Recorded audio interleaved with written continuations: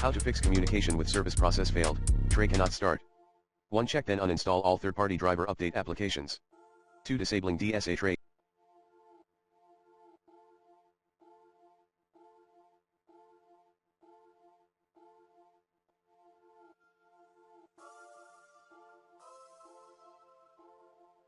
In startup.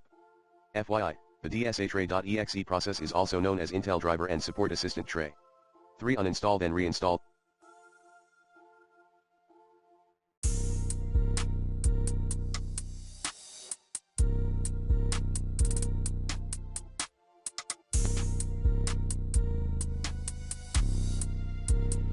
The Intel driver and support assistant.